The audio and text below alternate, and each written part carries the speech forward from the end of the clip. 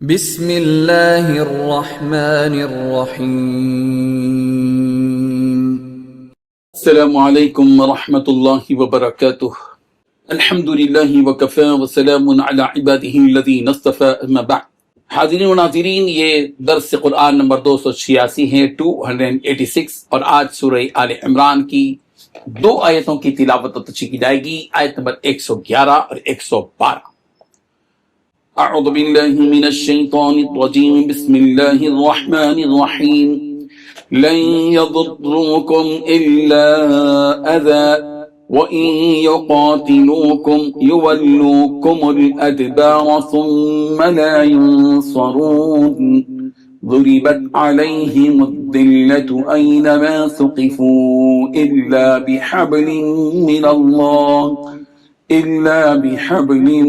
الله وحبل من الناس وباءوا بغضب من الله وضربت عليهم المسكنة ذلك بأنهم كانوا يكفرون بآيات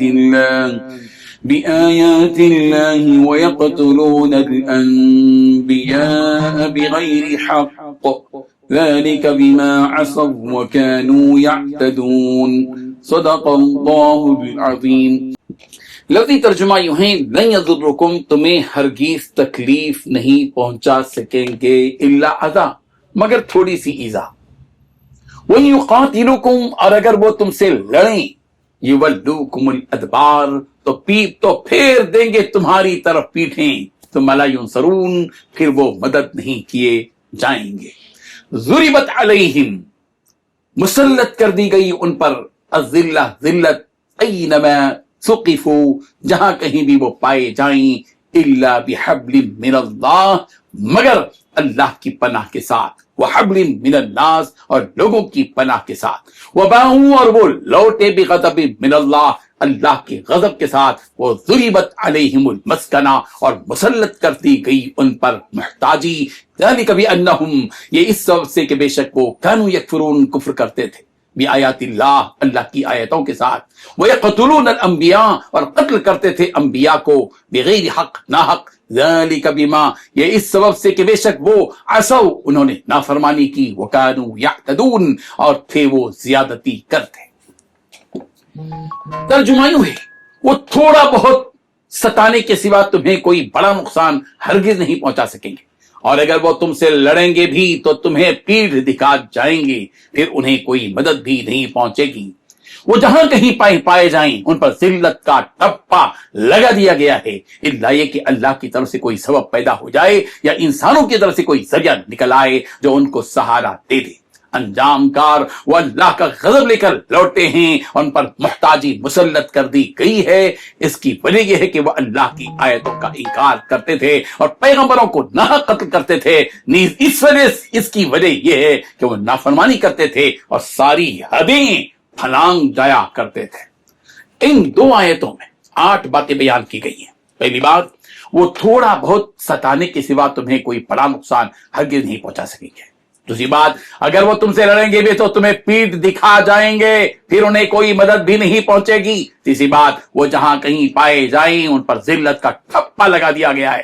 چوتھی بات، الا یہ کہ اللہ کی طرف سے کوئی سبب پیدا ہو جائے یا انسانوں کی طرف سے کوئی ذریعہ نکل آئے جو ان کو سہارا دے دے۔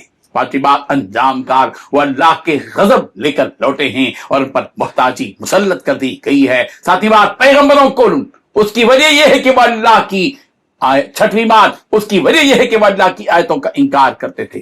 ساتویں بات، پیغمبروں کو ناحق قتل کرتے تھے۔ آٹھویں بات، اس کی وجہ یہ ہے کہ وہ نافرمانی کرتے تھے اور ساری حدیں پھلانگ جایا کرتے تھے۔ بزرگان محترم، پروردگار یہاں فرما رہے ہیں، مسلمانوں، تمہیں یہودیوں کی طرف سے ہونے والی شرارتوں اور اذیتوں سے پریشان ہونے کی ضرورت نہیں ہے۔ یہ یہودی تمہیں زیادہ ضرر، نقصان، تکلیف نہیں پہنچا سکیں گے۔ ہاں، تھوڑی سی تکلیف تمہیں ان کی طرف سے ضرور ہوگی کہ وہ زبانی طور پر تمہیں برا بھلا کہہ کر تمہارا دل دکھائیں گے، اس سے زیادہ کوئی ضرر اور نقصان تمہارا نہیں کریں گے۔